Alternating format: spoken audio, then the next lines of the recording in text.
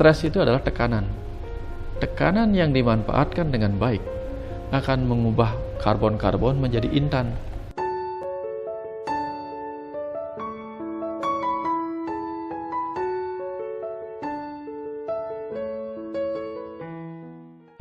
Selamat pagi, Rahayu. Kita kali ini bertemu lagi dengan Dr. Iwayan Mustika. Kali ini di channel Rani Sahabat Kartini, Pak Wayan udah 2 kali ya Pak ya? Iya, 2 kali. Pertama kita ketemu di Bali ya Pak? Iya. Waktu awal-awal dari COVID, terus awal-awal dibukanya Bali boleh ada kita datang kunjungan ke Bali itu bulan Juli apa Agustus ya Pak ya? Iya. Juli ya? Ya, sekitar itu. Nah, sahabat Rani, sedikit profil mengenai Pak Wayan. Kita kembali lagi mengulik siapa itu Pak Iwayan Mustika. Beliau adalah seorang dokter, juga spiritualis. Yang agak unik dari Pak Wayan di sini, dokter tapi apa ya, tidak materialistis gitu. Justru beliau itu malah membantu. Kebetulan ada orang-orang asing atau ada pasien-pasien yang tidak mempunyai uang, justru dia membantu hal itu kepada orang-orang. Jadi agak unik lah, seorang dokter yang benar-benar cinta kasihnya kepada sesama tuh luar biasa. Jadi kemarin kita sudah berdialog dengan Pak Wayan. Kali ini banyak teman-teman yang mau menggali lagi dari Pak Wayan. Jadi kebetulan beliau di Jakarta, jadi saya undang untuk mengisi lagi. Ya. Pagi Pak Wayan. Ya. Ini baru datang, capek nggak Pak? Iya, baru landing sudah on air. Terima kasih, selamat pagi sahabat semesta, sahabat Rani semua yang rindu dengan pemahaman akan kehidupan. Saya bersyukur Mbak Rani mengadakan acara seperti ini, jadi kita bisa berbagi dengan cara yang berbeda. Mudah-mudahan apa yang kita akan perbincangkan hari ini memberi manfaat untuk bekal kehidupan kita bersama ketika menghadapi masalah ataupun ketika mencari solusi dari masalah-masalah kita. Mbak Rani. Kita ngobrol santai aja ya santai Pak. Aja. Soalnya udah banyak orang stres nih pas tahun ini. Banyak sekali orang-orang tuh yang baik dari orang tuanya, pekerja ataupun pengusaha, bahkan anak-anak di sekolah juga walaupun berada di rumah nih juga terlihat stres karena biasa mereka bertemu teman-teman, bermain bersama teman-teman, jadi mereka harus diam diri di rumah juga. Jadi terisolasi. Jadi banyak sekali nih saat ini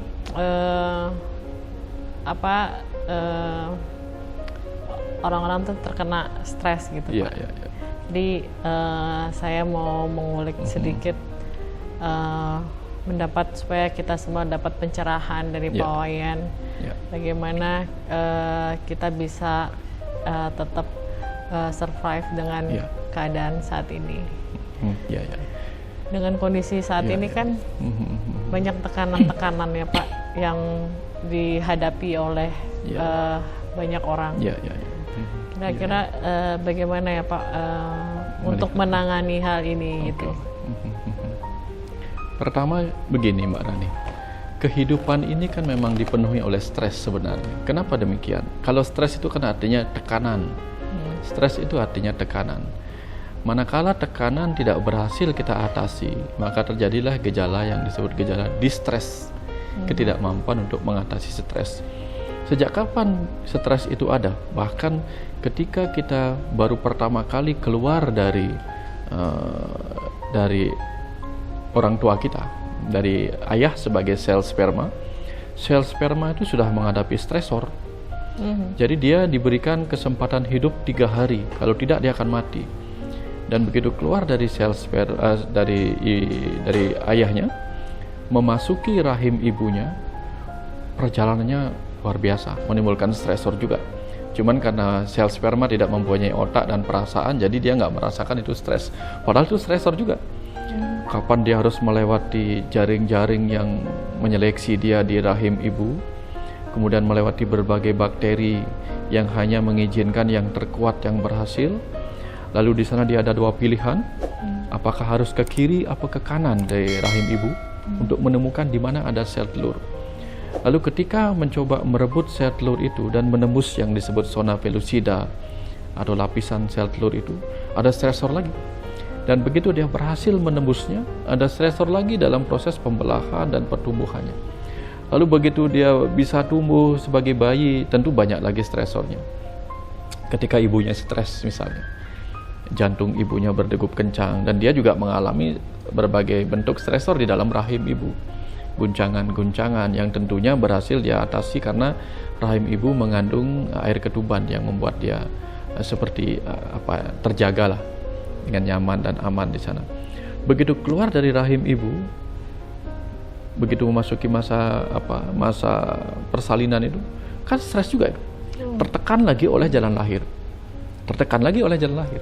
Begitu keluar dia stres lagi karena dia sudah harus belajar untuk menarik nafas sendiri. Sehingga sampai akhirnya dokter pun membuat dia menangis.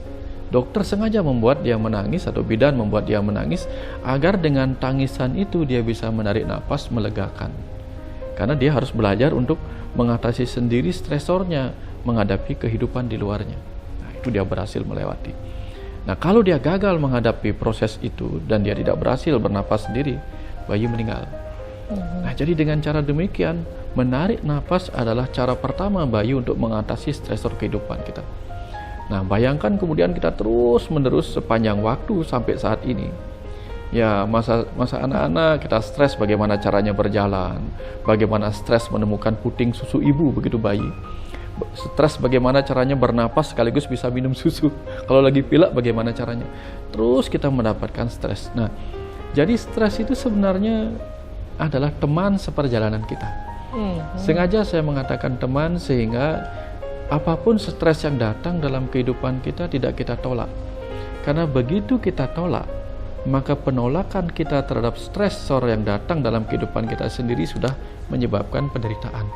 Akhirnya stres ada tidak pernah tidak ada, kemudian penolakan ada karena pilihan kita menolak dan bukan menerima, lalu menjadi distress menimbulkan penderitaan lain lagi. Akhirnya apa yang terjadi? Kehidupan menjadi sesuatu yang membuat kita menderita. Artinya bukan kehidupan sebenarnya yang salah karena memiliki stresor. Kita yang salah tidak bisa mengelola stresor yang memang sebenarnya teman seperjalanan kita. Kira-kira seperti itu. Wah, ini benar-benar luar biasa, Pak. Ya. Saya baru ini pelajaran yang bisa sama-sama kita ketahui ya, ternyata stres itu bukan saat ini pandemi aja ya, Pak. Bukan. Jadi dari awal sang sperma yang mau memilih telur tuh memang kita ini udah jiwa kita tuh udah stres gitu ya, Pak, udah membawa stres itu sendiri ya. Pantesan kadang memang Pak ya, kita kan suka terlupa gitu ya, Pak. Penolakan itu kan karena memang kita tidak menerima satu keadaan gitu. Iya, betul. Nah, bagaimana cara kita bisa menerima? Ya, untuk menerima itu gitu, Pak Wayan. Jadi begini, Mbak Rani, itu tentang stresor tadi ya, bahwa pertama kita terima stresor sebagai bagian dari proses perjalanan kehidupan. Kemudian yang kedua, setiap peristiwa dalam kehidupan ini sesungguhnya adalah peristiwa yang apa adanya. Hujan memang apa adanya di musim hujan. Kering memang apa adanya di musim kemarau. Penolakan kita menciptakan kebencian, kemarahan terhadap keadaan yang memang apa adanya. Masa pandemi memang apa adanya. Karena pandemi ini memang merupakan bagian dari proses seleksi alam. Yang kita butuhkan adalah bagaimana kita menyelamatkan diri dari proses seleksi alam ini. Dulu kita diseleksi ketika masuk ke rahim ibu waktu jadi sperma. Sekarang kita diseleksi lagi untuk siapakah yang akan berhasil memasuki kehidupan setelah masa pandemi ini. Sama, ini ada jaring-jaring yang tidak nyata, yang tidak kelihatan, tapi ini adalah seleksinya. Nah, pada peristiwa ini yang hadir sebagai apa adanya ini, cara kita memandang bagaimana? Kalau kita memandangnya sebagai masalah, ya, kenapa dia menjadi masalah? Karena kita punya harapan. Begitu kenyataan tidak sesuai harapan, maka dia menjadi masalah. Begitu kita melihat peristiwa kehidupan ini sebagai masalah, maka yang muncul adalah reaksi ego. Karena ego itu bukan salah, Reaksi ego kita bertujuan untuk melindungi kita. Sehingga muncullah dua jalan, ada dua pilihan dari reaksi ego itu, yaitu fight or flight, melawan atau menghindar. Melawan atau menghindar ini rata-rata di awal-awal itu akan menimbulkan 5 proses. Nah, misalnya dalam keadaan pandemi ini, ketika kita lihat ini sebuah masalah, maka akan muncul perlawanan atau berusaha melarikan diri dari masalah ini. Tapi kenyataannya setelah kita melarikan diri kemanapun, masalah itu tetap mengejar karena kita melihatnya sebagai masalah. Akhirnya kita mencoba melawan. Nah, pada fase melawan ini kemudian kita akan memasuki 5 proses dalam diri kita. Pertama, kita akan mencoba menyangkal. Ini pandemi tidak ada. Ini hanya konspirasi segala macam. Kita mencoba menyangkal bahwa ini adalah kenyataan. Tapi setelah lama menyangkal kenyataan ini, ternyata kenyataan semakin menyatakan dirinya. Muncullah kita mulai masuk fase anger, marah-marah. Wah, ini salahnya ini, semua mulai kita salahkan. Nah, kita mencoba melawan dengan kemarahan kita. Akhirnya setelah perlawanan juga, ya sudah menyalahkan ini, menyalahkan itu, ternyata kenyataan pun tidak berubah. Kenyataan tetap memasuki kehidupan kita dan harus kita hadapi apa adanya. Mulailah kita bargaining, tawar-menawar. Lalu bagaimana jalan keluarnya? Bagaimana saya tidak terkena infeksi ini?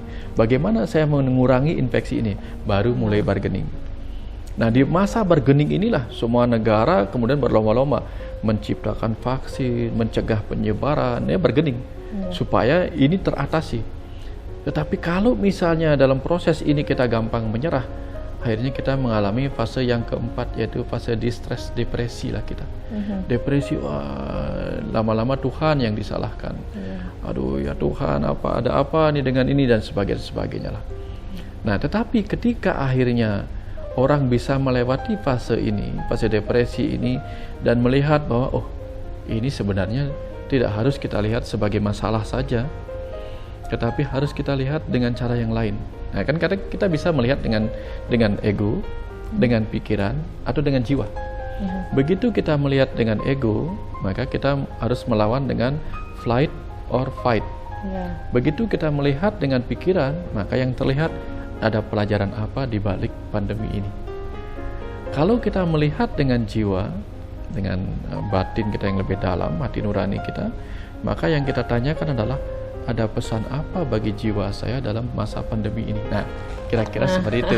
Situ Mbak perbedaannya. Nah, cuman kan iya, benar sekali ya Pak. Kadang-kadang kita ngelihat satu masalah itu di awal itu terlihat masalah, habis itu kita berpikir apa gitu, setelah itu masuk lagi pesan apa. Nah, kadang-kadang di dalam kondisi yang tertekan atau seperti stres ini, orang tuh sangat sulit untuk mencapai yang ke nomor 3 tadi Pak. Persis. Jadi sehingga baru di nomor 1 aja mereka udah was-was, marah, emosi gitu Pak. Sehingga akhirnya yang ini belum kelar lari ke sini, ini belum kelar lari ke sini, gitu. Sehingga untuk hening atau berpikir ataupun kembali ke dalam diri jiwa lagi itu tuh agak sulit, terlapisi gitu Pak, sama mungkin yang awal tadi ego-ego tadi. Nah, bagaimana dalam situasi ini tuh untuk bisa kita lebih menghadapi itu menghadapi ini. Ya, sebenarnya seperti cerita di awal tadi itu, tubuh kita ini kan adalah kitab suci tertua yang memiliki pesan-pesan dan jalur-jalur perjalanan, peta-peta lah, petunjuk-petunjuk. Nah, seperti di awal tadi itu, kehidupan pertama kita menimbulkan stres bagi bayi karena dia akan terpisah dari ibunya. Harus dipotong tali pusatnya. Maka menghadapi stres pertama itu dia menangis lalu menarik nafas. Dengan menangis dan menarik nafas. Oke. Jadi apa artinya? Kalau misalnya kehidupan saat ini di masa pandemi ini membuat kita menderita, entah oleh kenyataan yang jauh dari harapan kita, dan kita belum mampu atau belum berani mengubah harapan kita menjadi sesuai dengan kenyataan kita saat ini, dan kita sangat-sangat menderita oleh penolakan kita sendiri, maka jalan pertama adalah seperti bayi itu, menangis. Karena apa? Dengan menangis kemudian hormon-hormon kortisol yang merupakan hormon stresor yang tercipta ketika kita mengalami distress ini, itu setidak-tidaknya bisa tersalurkan. Makanya orang tua, orang dewasa itu ketika menangis ada rasa lega. Melepas gitu ya. Melepas. Nah, kalau sudah belajar menangis, ngapain? Belajar menarik nafas untuk tetap hidup. Menarik nafas itu bagaimana maksudnya? Kalau orang menarik nafas dengan melegakan dirinya, setidak-tidaknya oksigen akan lebih banyak masuk ke otak. Kalau oksigen lebih banyak masuk ke otak, otak mempunyai kesempatan untuk berpikir lebih banyak. Gitu. Makanya orang-orang dengan kondisi COVID yang membuat dia mengalami hipoksia atau kekurangan oksigen di otaknya, kesadaran menurun. Jadi kalau orang menarik nafas panjang begitu, otaknya bisa berpikir, setidak-tidaknya kesadaran akan mulai ada waktu untuk mengalami fase untuk menemukan dirinya sendiri dalam kesadaran itu. Ya gitu. Berdebar karena kita emosi, mau melawan, mau melarikan diri, berdebar kita menghadapi ini. Tarik nafas, nafas. Nah inilah kalau orang-orang mistikus, orang-orang spiritual zaman dulu, dia belajarnya yoga, pranayama, berlatih menarik nafas, berlatih mengendalikan nafas. Secara sederhananya sebenarnya berlatih tarik nafas, melegakan diri, sederhananya demikian. Walaupun tidak yoga, ya belajar bernafas lah, bernafas untuk belajar memindahkan cara pandang kita bahwa ini awalnya masalah, setidak-tidaknya kita lihat ini pelajaran apa. Kalau kita lihat sebagai masalah, pertanyaannya pasti kenapa masalah ini hadir? Itu yang muncul. Kenapa ada masalah ini hadir? Lagi gitu ya, Pak. Jadi kalau sudah kenapa masalah ini hadir, maka kita marah-marah. Padahal saya sudah banyak beramal kepada Tuhan. Karena apa? Karena kita sudah menolak masalah ini hadir. Tapi begitu kita mencoba memindahkan kesadaran pada pikiran kita, karena pikiran itu tugasnya adalah alat untuk belajar, maka yang muncul di pertanyaan awal adalah ada pelajaran apa di sini? Di situ. Belum pesan. Ini pesan apa untuk jiwaku? Belum. Ini baru ada pelajaran apa. Begitu kita merenung ini ada pelajaran apa, berlapis-lapis pelajaran bisa ditemukan dalam masa pandemi ini, Pak. Iya betul. Berlapis-lapis. Betul ya. Kadang-kadang Pak kita lupa akan nafas, Pak. Iya. Orang tuh sekarang saya sendiri ya mungkin dulu ya lupa kalau saya tuh bedanya saya dengan almarhum saya, diri saya sendiri sih sebenarnya nafas gitu, tapi kadang-kadang orang suka lupa akan nafas, lupa akan bersyukur setiap pagi itu kita masih bernafas gitu ya Pak ya. Jadi padahal dengan nafas itulah semua sel-sel secara sains, mungkin secara ilmu kedokteran mungkin bisa membangkitkan hormon-hormon di dalam diri kita ya Pak ya. Jadi cara yang utama dan mudah sebenarnya, tapi suka terlupakan oleh kita semua Pak. Ternyata yang pertama adalah nafas gitu. Jadi untuk menangani stres itu ya Pak ya. Nah untuk bisa dalam pencapaian tahap stresor tadi yang apa maksudnya menangani stresor tadi itu ya Pak Wayan. Saya nafas, kita juga berpikir ada apa atau pesan apa gitu, terus baru lagi ke dalam diri. Cuman kan kadang-kadang ya itu Pak, langkah itu tuh sangat sulit ditemui sama kita nih yang dalam gencatan gitu, kayak gencatan ini tuh mungkin yang membuat orang tuh sesak napas juga, susah nafas juga. Seperti COVID tuh ujungnya sebenarnya COVID tuh ujungnya nafas juga ya Pak sebenarnya. Jadi mungkin obat COVID sendiri kalau kita selalu menyadari nafas, mungkin itu udah imunitas sendiri buat diri kita. Nah, yang kedua untuk mencapai satu pikiran gitu, Pak. Di dalam pikiran itu kan, ya kalau kita berpikiran pesan apa, kadang-kadang di dalam pikiran itu larinya, kenapa sih Tuhan ini gitu, menyalahkan Tuhan lagi. Itu ego sebenarnya tadi. Oh, itu masih di ego. Itu masih ego. Ya. Oh, berarti Karena belum masuk begitu ke kita pikiran. ego, kita akan mencoba untuk fight or flight, melawan. Ya, jadi ketika kita melawan, tentu yang namanya melawan kan menyalahkan dan sebagainya. Tapi kalau kita masuk ke pikiran, tentu ada pengetahuan apa di sini, ada pelajaran apa, maka tidak ada perlawanan, pasti membaca, pesan mengkaji, menganalisa, itu yang ada. Baru pesan itu datang dari dalam Baru. sendiri. Nah, sama kayak tadi itu.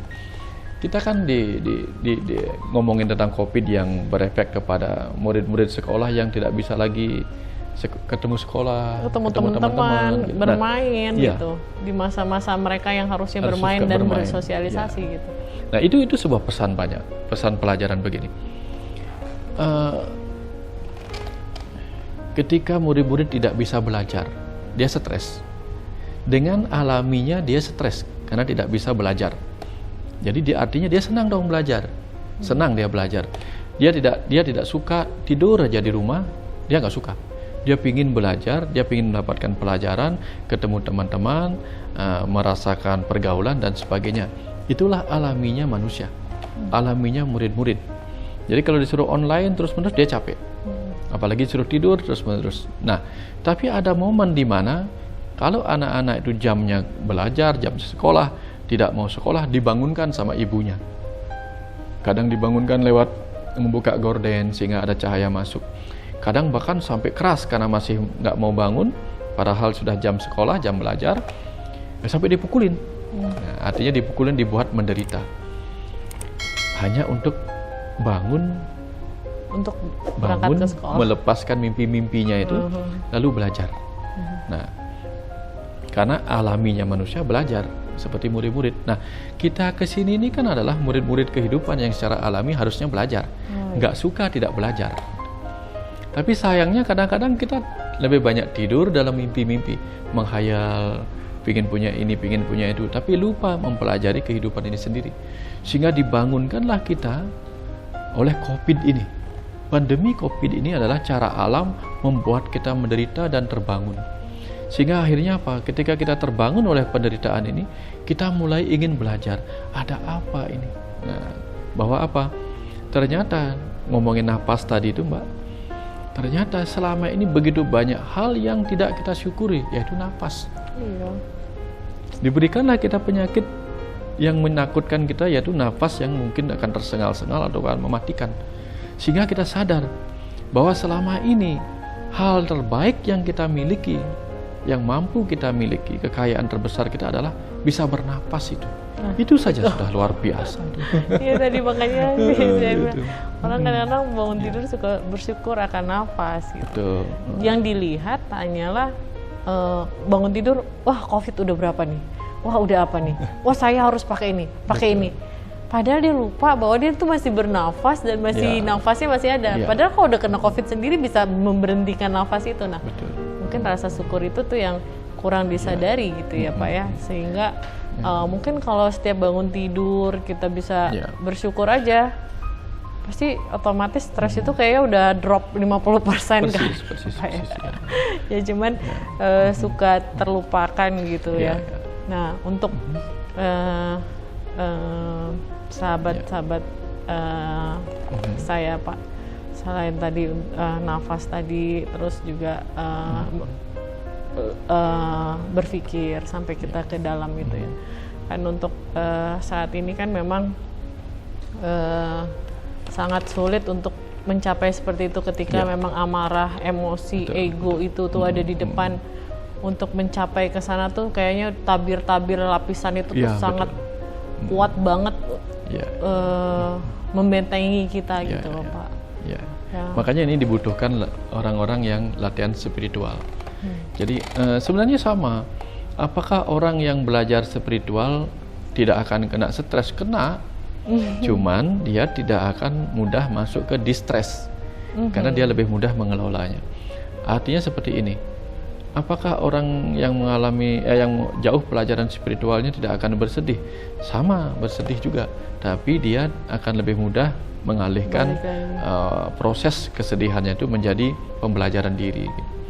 Itu sama sebenarnya. Apakah kemudian orang yang spiritual kemudian tidak menderita? Ada penderitaan yang dia alami, tapi lebih cepat. Di situ dia akan lebih mudah bersyukur. Ya, Kenapa? betul. Satu, ternyata ini pelajaran. Jadi kalau orang lain masih belum melihat pelajarannya, apalagi untuk betul menjawabnya, apalagi menemukan solusinya. Melihat pelajarannya pun orang lain belum tentu bisa. Kita yang sudah bisa melihat pelajarannya sudah cukup bersyukur, walaupun belum menemukan solusinya. Setidaknya kita sudah mengerti soal-soalnya, walaupun jawabannya nggak tahu. Nah, beberapa orang kan malah nggak bisa baca. Ini persoalannya apa nih? Jawabannya apa nggak tahu. Nggak bisa baca soal, apalagi baca jawaban. Betul. Nah, kalau kita minimal, oh ini ada soal begini, oh ini pelajaran ini. Nah, solusinya dapat apa enggak? Pilihan jawabnya dapat apa enggak? Minimal ada waktu untuk kita bergeser lah ke masa perenungan itu. Seperti itu kira-kira Mbak. Tapi tetap di awal adalah pertama tarik nafas. Karena begini, begitu ego kita mau fight or flight, melawan atau melarikan diri, jantung kita akan membantunya. Tubuh kita akan membantu, maka jantung kita berdetak kencang, tuk tuk tuk tuk tuk tuk tuk gitu. Kemudian lambung kita mulai asam lambung meningkat dan sebagainya. Dan itu perlu diimbangi dengan narik nafas yang mendalam. Sehingga kalau tarikan nafas kita mendalam, jantung kita merasa, oh kebutuhan oksigen sudah terpenuhi.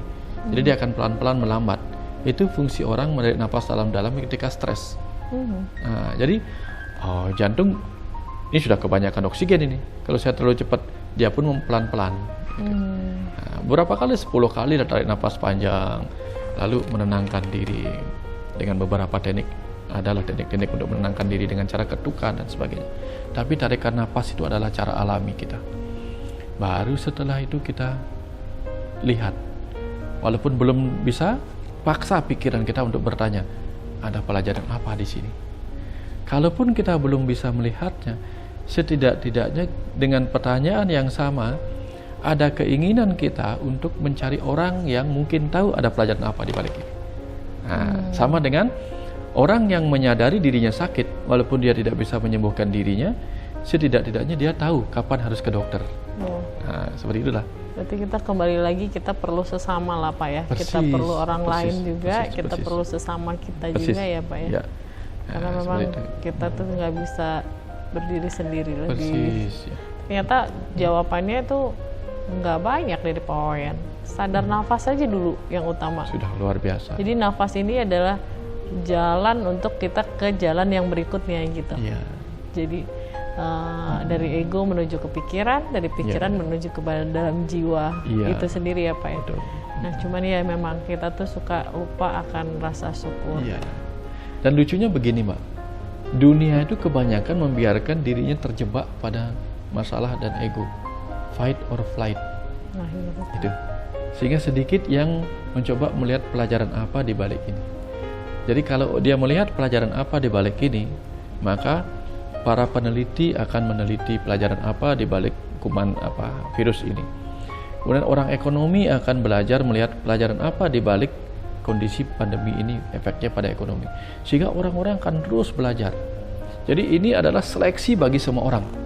Iya, betul. Seleksi bagi politikus, seleksi bagi ekonom, seleksi bagi orang medis, seleksi bagi pedagang, seleksi bagi semua orang.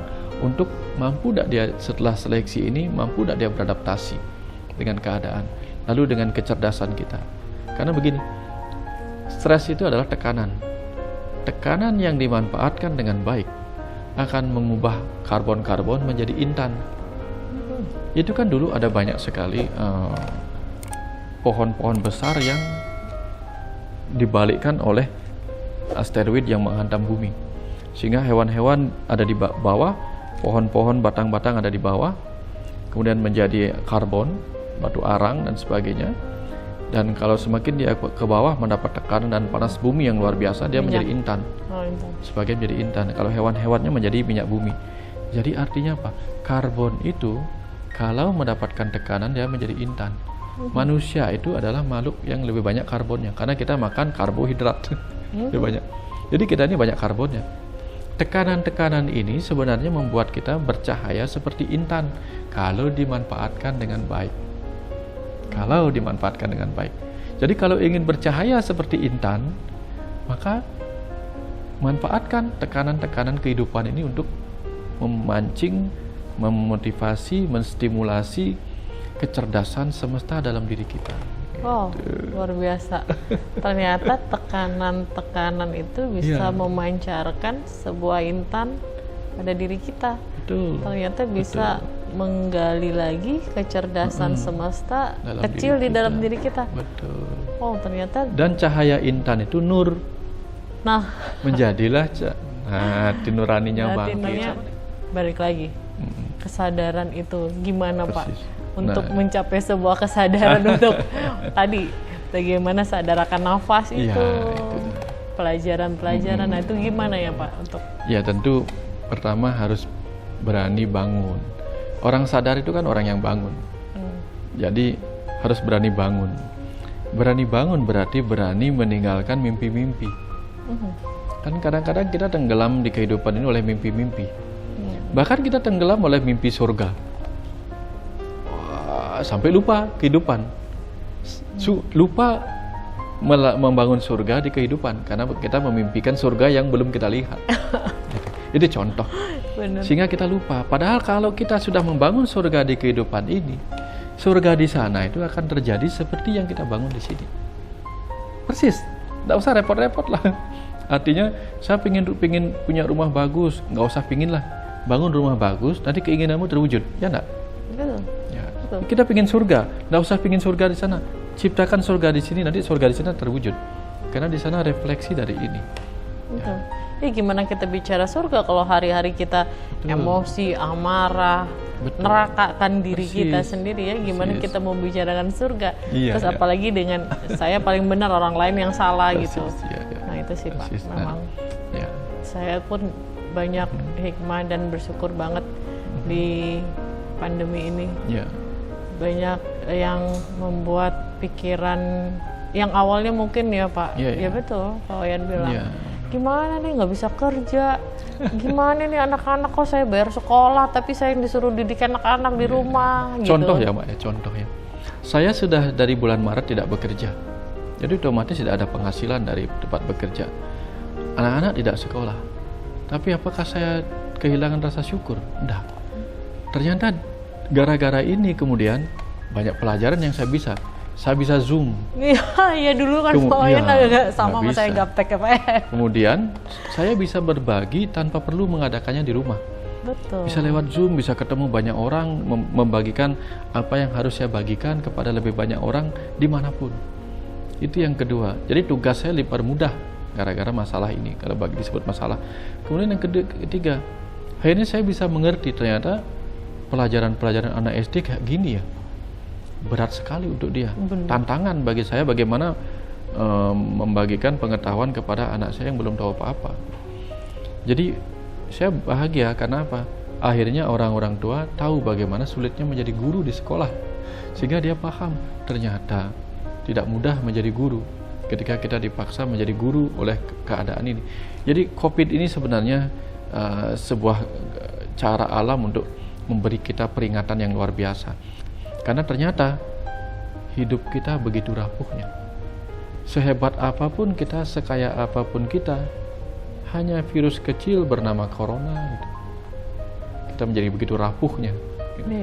Semua negara adik kuasa, semua negara yang punya senjata nuklir tiba-tiba langsung rapuh di hadapan ini. Dulu kita sibuk mengejar mahkota atau corona keluar diri kita, sekarang mahkota atau corona di luar mengejar kita. Memaksa kita berdiam di dalam rumah. Dulu kita mengejar Tuhan kemana-mana, ya. Sekarang Tuhan mengejar kita dengan corona dan mencari Tuhan ke dalam diri kita. Ya, seperti itu. Bayangin luar biasa cara Tuhan itu mengingatkan kita untuk kamu bersyukurlah. Iya, betul. Bersyukurlah, Betul banget, gitu. Pak. Dan cara Tuhan tuh memang indah gitu ya, Pak ya. Luar biasa. Luar biasa indah Iya. gitu kalau kita mau menyadari indahnya dia membuat virus Iya. corona ini, membuat kesadaran Iya. kita bertambah lagi. Ya, Bersyukur akan nafas. Dengan diberhentikan nafas mendadak, susah nafas, bagaimana orang-orang yang kena corona itu tersiksa ketika betul. dia Kasihan. untuk menggapai nafasnya itu ya harus terhenti Iya. mendadak gitu ya. Itu dah. Berat. Dimana rasa syukur kita akan nafas itu Iya. tuh harusnya kita ketika bangun, ketika kita mau merem, kita harus mensyukuri itu nafas itu. Luar biasa, saya juga banyak banget. Dan itu tadi ya, bersyukur akan nafas. Terus yang kedua, seperti dunia ini kan beralih peradaban, Pak. Betul, betul. Nah, kayak dulu itu seperti saya bicara kemarin saya bicara Pak Roy, kenapa saya mengasih warisan itu YouTube ini tuh yang saya buat itu bukan untuk mencari uang di situ, bukan. Sebenarnya awal utama saya bikin seperti ini supaya anak-anak saya bisa melihat apa yang saya perbuat dengan kegiatan sosial ataupun berdialog dengan pelawayan, guru-guru spiritual di berbagai agama gitu. Nah, ternyata juga ini COVID ini tuh membuat peradaban memaksa orang yang gaptek seperti saya, Pak Wayan, betul. untuk ayo bangun akan teknologi, ayo bangun akan dunia peradaban yang baru gitu, Pak. Betul. Kalau nggak karena COVID, orang nggak ngerti pegang Zoom loh, Pak. Persis. Orang nggak ngerti saya, apalagi saya tuh gapteknya orang gitu, Pak. Itu, ternyata tuh kita harus melek. Dan ternyata semakin cepat dulu mungkin ya zaman nenek moyang dulu kita dan kebutuhan orangnya tinggi-tinggi gitu, kalau kita dengar sejarah Nabi, setiap satu langkah itu mungkin dari sini bisa ke Sumatera kali kan, dengan jalan kaki atau dengan onta, terus mungkin dengan kapal laut, akhirnya dengan pesawat untuk bertemu atau kalau kita bilang untuk bertemu, untuk bersilaturahmi kembali. Mungkin yang dulu pernah di kehidupan dulu bersilaturahmi kembali di kehidupan sekarang itu perlu fasilitas itu. Sekarang dengan Zoom seluruh dunia mana sih, Pak, yang kita tidak bisa temui itu orang gitu. Persis. Saya tuh melihat itu efek COVID ini sangat luar biasa. Luar biasa. Tanpa bersentuhan aja kita bisa terkonek teman kita di benua manapun gitu, dengan Zoom, dengan Skype mungkin. Tadinya yang setahun lalu boro-boro saya mikirin kayak gitu, nggak sempat. Jadi cuman teleponan aja, rasa kangen atau rasa kedekatan tuh tanpa fisik itu. Nah, itu kan terlihat tuh, Pak. Apakah dengan menurut Pak Wayan dengan percepatannya ini juga, ini terlihatnya slow. Terlihatnya kita disuruh berdiam diri di satu sisi, Pak. Tapi ternyata di sisi lain ini ada percepatan yang Tuhan berikan gitu. Berarti kembali lagi pada satu, Tuhan tuh sedang memperlihatkan kita tuh dua sisi yang berbeda. Terang gelap, baik buruk, yang pelajaran hitam gelap lah gitulah. Nah, menurut Pak Wayan sendiri dari rangkuman pembicaraan kita tuh ini tuh apa-apa? Saya masih ingat lagunya Mas Ebit. Dia lelaki ilham dari surga. Nah, judulnya begitu. Dia cerita begini. Dia yang berjalan melintasi malam. Dia cerita. Dia berjalan dengan tangannya, dia berjalan dengan kakinya, tapi dia kemudian lebih banyak berjalan dengan pikirannya. Nah, sekarang ini kita lebih banyak berjalan dengan pikiran.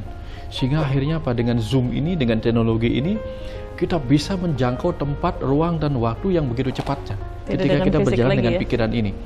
Ini hebatnya. Dan pernah diramalkan bahwa di zaman sekarang peradaban ini akan lahir agama Budi. Jadi orang bingung, ini agama apa yang lahir, agama baru? Bukan. Agama yang dipahami dengan akal budi, kecerdasan akal budi. Dimulailah kita dipaksa oleh COVID ini berdiam untuk melakukan perjalanan dengan pikiran, kemudian dengan akal budi, hasil teknologi ini. Inilah budaya kita di zaman sekarang, yaitu akal budi kita menghasilkan budaya teknologi.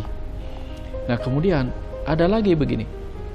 Ada dalam ajaran agama mengatakan begini, bahwa amal yang tertinggi atau amal yang terbaik adalah amal pengetahuan. Itu yang paling baik. Kenapa amal pengetahuan adalah amal yang terbaik? Karena tidak bisa diperebutkan. Tidak bisa diperebutkan, ketika dibagikan bertambah. Nah, Mbak Rani di zaman sekarang, di masa di mana peradaban ini akan mengganti dirinya dengan ajaran agama budi yang membuat orang penuh akal budi, Mbak Rani melakukan amal yang tidak akan bisa diperebutkan, yaitu beramal pengetahuan ini. Ini amal tertinggi menurut sebuah kitab suci. Jadi nanti kalau yang mendengarkan kita ini membagikannya, semua orang akan bertambah kaya dan kita tidak kehilangan. Dengan ikhlas kita melepas pengetahuan kita, kita malah bertambah. Kemudian ya warisan tadi itu di atas namakan juga nggak apa-apa, kita masih punya hak untuk punya pengetahuan ini, walaupun pengetahuan ini di atas namakan oleh orang lain. Tapi kalau tanah di atas namakan orang lain, kita nggak punya hak lagi. Itu luar biasa hebatnya. Nah, kira-kira seperti itu, Pak Rani ya. Oke. Poyan, saya pengen ini ada kelanjutan lagi. Saya banyak banget belajar juga. Mungkin bisa kita sama-sama bagikan juga kepada teman-teman. Ya, para sahabat, kali ini pagi ini kita mendapat pencerahan dari Pak Wayan mengenai bagaimana kita mengatasi stresor kita, stres kita di saat pandemi ini. Ternyata saya baru mengetahui lagi lebih dalam, stres itu bukan hanya kita dapat pada saat pandemi ini. Ternyata ketika bakal kita dulu, waktu awal sperma mencari ovum itu pun kita sudah dibekali oleh sifat-sifat stres itu sendiri sampai kita lahir. Saya baru banyak sekali belajar yang sangat luar biasa di pagi ini. Semoga pelajaran pagi ini juga bisa diheningkan, diendapkan untuk sahabat-sahabat di rumah lebih ke dalam lagi di dalam mengetahui bagaimana kita bisa menangani stres di dalam diri kita yang memang sudah ada di awal bakal hidup kita ini. Oke, para sahabat, obrolan ini tidak untuk menggurui, semoga bisa memotivasi para sahabat semua. Selamat pagi.